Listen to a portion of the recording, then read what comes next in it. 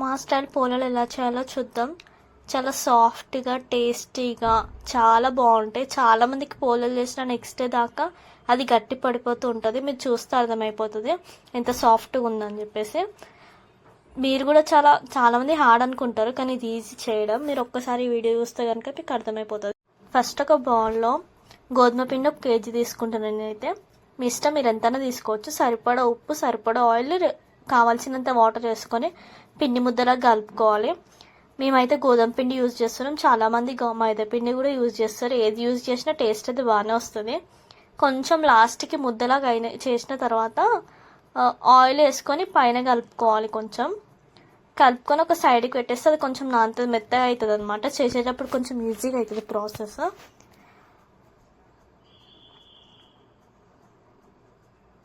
తర్వాత ఒక చిన్న బౌల్ తీసుకొని ఒక చిన్న గ్లాస్ నిండా శనగపప్పు దాంట్లో వేసుకోవాలన్నమాట. 2 times కడుగుతున్నాను నేను, ఎందుకంటే దాంట్లో ఉన్న డస్ట్ ఇంకా పురుగులు ఏమైనా ఉంటే పోతాయి కాబట్టి.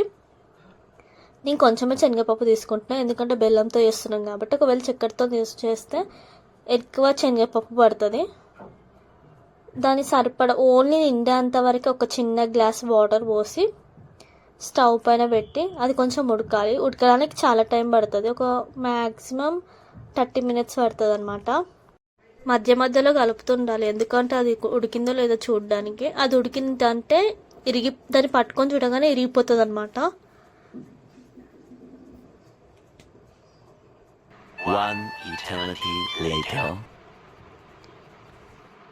మీరు పట్టుకొని చూస్తే ఇలా ఇరిగిపోవాలన్నమాట.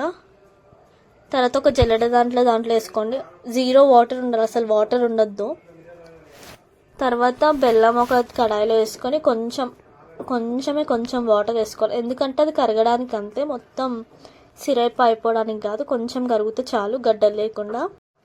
బాయిల్ చేసుకున్న శనగపప్పు గ్రైండర్లో వేసుకొని స్మూత్గా మిక్సీ పట్టాలి. కొంచెం వేసుకోవాలి, ఎందుకంటే స్మూత్గా అవ్వాలి కాబట్టి. మధ్య మధ్యలో బెల్లంది కూడా కలుపుతూ ఉండండి.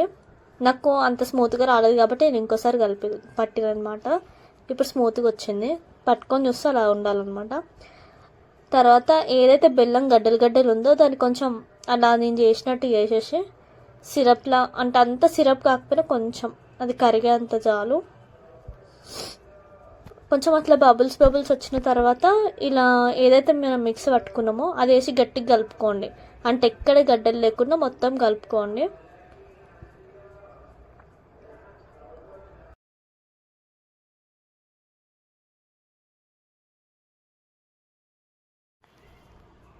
లాస్ట్ కొంచెం ఇలాచి పౌడర్ వేసుకొని కలుపుకోండి స్వీట్నెస్ కోసం. కలుపుకున్న తర్వాత కొద్దిసేపు చల్లరినివ్వండి.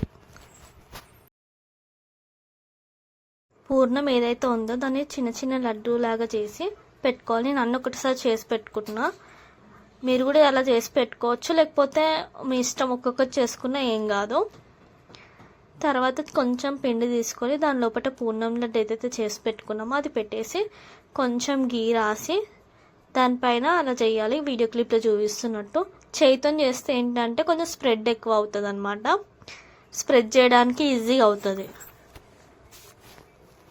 ఫస్ట్ది కొంచెం మంచిగా రాకపోయినా సెకండ్ టైం నుంచి బాగానే వస్తాయి. ఫస్ట్ మంచిగా రాలే అని చెప్పేసి చేయకుండా వదిలేకండి. ఫస్ట్ది బాగా రాకపోవచ్చు, కానీ సెకండ్ టైం నుంచి బాగానే వస్తుంది.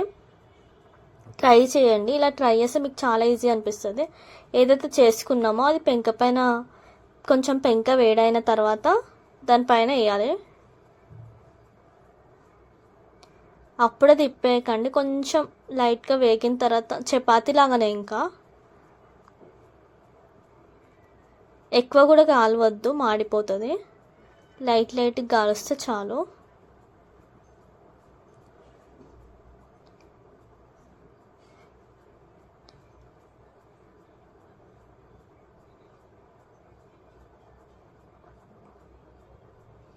చూడండి సెకండ్ ఎంత బాగా వచ్చిందో. ఇంకా మిగతా అన్నీ అలానే చేసుకోవాలి మెల్లమెల్లిగా. ఈజీ అండ్ టేస్టీ పొలలు చాలా ఈజీగా రెడీ అయిపోతాయి. చాలామంది యుగాదికి చేయడం రాక ఓన్లీ పచ్చడి చేసుకుంటారు. ఇది కూడా చాలా ఈజీ అండి.